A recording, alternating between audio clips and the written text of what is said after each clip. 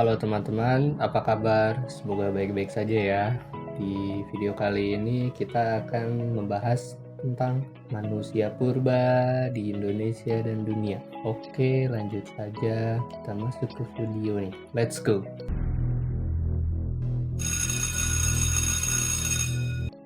Indonesia memiliki banyak peninggalan fosil-fosil manusia purba. Karena banyaknya, Indonesia banyak menyumbang informasi dan pengetahuan tentang kehidupan manusia purba bagi para sejarawan dan arkeolog dunia. Kondisi ini menarik banyak minat para ilmuwan pendukung teori evolusi manusia. Karena itu, banyak studi dilakukan oleh para ilmuwan untuk mengungkap dan memahami bagaimana kehidupan dan kondisi lingkungan yang dihadapi manusia purba di zaman dahulu. Yang pertama yaitu kondisi alam pada saat zaman manusia purba. Pada zaman Diluvium atau biasa disebut Pleistosen, yaitu adalah suhu udara tidak menetap atau selalu berubah-ubah. Saat suhu udara menurun, gletser yang berada di daerah kutub utara meluas. Dengan meluasnya gletser, daerah-daerah yang berdekatan dengan kutub utara seperti sebagian benua Eropa bagian utara, Asia Utara, dan Amerika Utara ditutupi daratan-daratan es yang sangat luas. Oleh karena itulah disebut zaman es. Di zaman Pleistosen, itu terjadi 4 kali zaman es atau zaman glasial yang biasa disebutnya yaitu zaman Ganz, zaman Mindel, zaman Riz, dan zaman Wurm.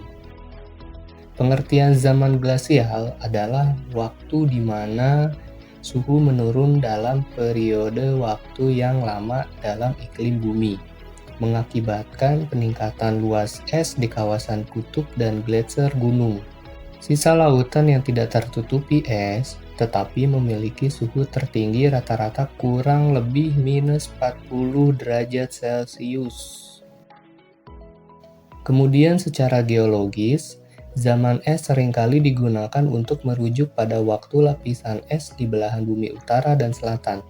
Dengan definisi ini, kita masih juga dalam masa-masa zaman es.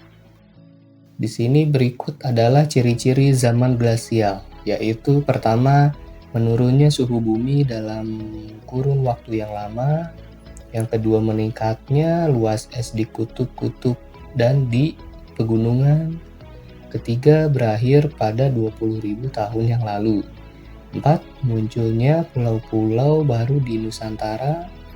Dan yang kelima adalah garis pantai semakin menjorok ke laut. Kemudian ada zaman interglasial, yaitu pada periode ini temperatur suhu udara naik hingga menyebabkan lapisan es di kutub dan di gunung mencair. Hal ini mengakibatkan permukaan air laut naik dan terjadinya banjir besar di banyak tempat.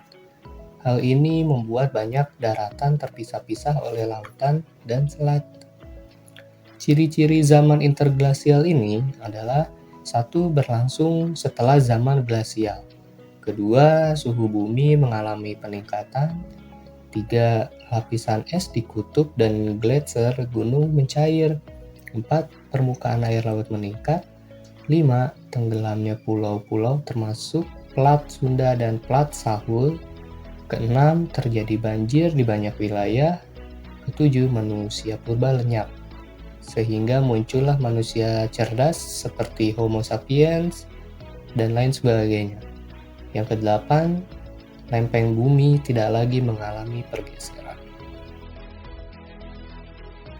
Pada zaman es, wilayah bagian barat Indonesia yang meliputi Jawa, Sumatera, dan Kalimantan itu tertutup es menyatu dengan Asia Tenggara daratan. Sedangkan wilayah Indonesia bagian timur yaitu Papua menyatu dengan benua Australia. Pada zaman interglasial, suhu udara kembali naik sehingga es pun mencair. Mencairnya es mengakibatkan permukaan air laut pun naik mencapai 70 meter lebih. Hal ini mengakibatkan tenggelamnya daratan yang menghubungkan Indonesia dengan Asia Tenggara Daratan atau biasa disebut paparan Sunda atau Sunda Plate. Sedangkan wilayah antara Papua dan Australia yaitu disebut paparan Sahul atau Sahul Plate.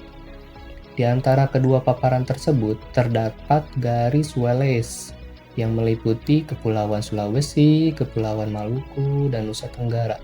Wilayah ini menjadi penyaring fauna dan manusia purba yang bermigrasi. Kondisi alam dan iklim berpengaruh pula terhadap kondisi fisik hewan dan manusia purba, sehingga dalam rentang waktu yang lama memunculkan populasi baru yang berbeda dengan leluhurnya. Hal ini terjadi mungkin karena proses-proses pigminasi atau pengerdilan yang disebabkan oleh lingkungan baru yang mereka tinggali. Atau kemungkinan terjadinya hibridasi, yakni terjadi pembauran antara dua gen atau lebih. Dengan stabilnya suhu dan iklim, mengakibatkan migrasi hewan maupun manusia purba dari wilayah lain masuk ke Indonesia ataupun sebaliknya. Pada saat migrasi itulah hewan ataupun manusia purba bercerai-berai, kemudian untuk bertahan hidup, berusaha menyesuaikan diri dengan lingkungan yang baru mereka tinggal.